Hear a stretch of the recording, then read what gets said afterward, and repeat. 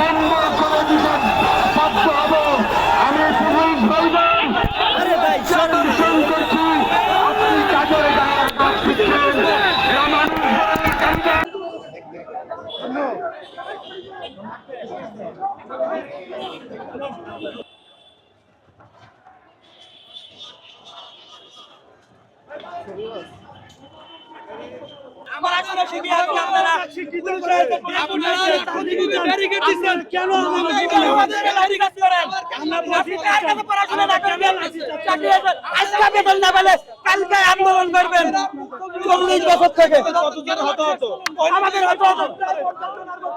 আমরা শান্তিপূর্ণ সমাবেশ কর্মসূচি পালন করার জন্য আমরা এই জায়গায় অবস্থান করেছিলাম, কিন্তু বিনা উস্কানিতে পুলিশ আমাদের যেভাবে লাঠি চার্জ করছে, আমাদের অনেক ভাইদেরকে রক্তাক্ত করেছে, আমাদের অনেক ভাই পড়ে আছে, আমাদের কয়েক ভাই মৃত্যুর পথযাত্রী। এখনো আমরা 40 বছর থেকে অনাহারে আছি, আমাদের কি দোষ?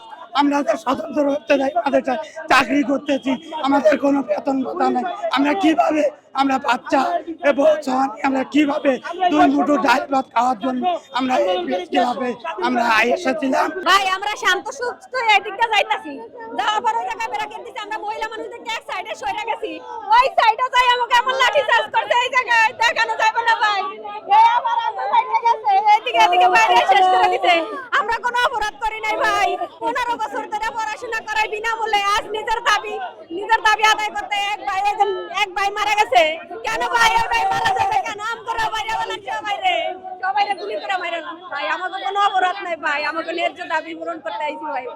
ভাই দয়া করে আমরা মারতে না,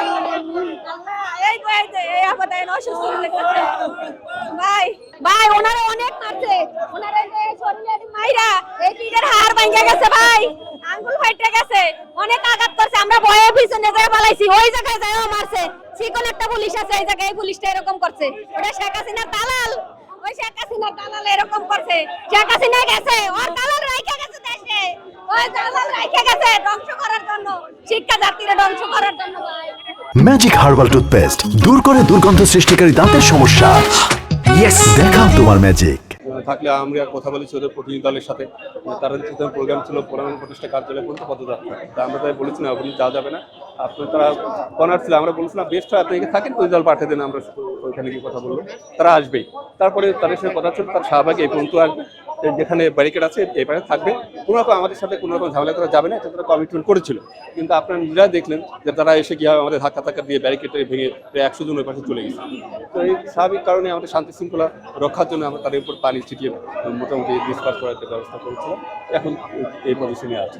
উপায় তাদের সাথে একাধিকবার আপনি বলছি, প্রথম থেকেই বলছিলাম প্রতিনিধি দল আপনার দেন, এখন পর্যন্ত আমি একটু আগে কথা বললাম, প্রতিনিধি দল দেন, তারা গিয়ে তাদেরকে দেখে শেখাতে হয় আপনি দাবি দেওয়া তারা পেশ করবে, হ্যাঁ, তারা সেই ব্যবস্থা এখন পর্যন্ত করতেছে। এটা আগে হলে এটা কোনো ঘটনাই না হতো, হয়নি, হয়তো ওই বয়স্ক তো সবাই বয়স্ক, একটু হয়তো শব্দতে একটু হয়ে যেতে পারে, তখন মেজর কোনো কিছু সবাই সুস্থ হবে।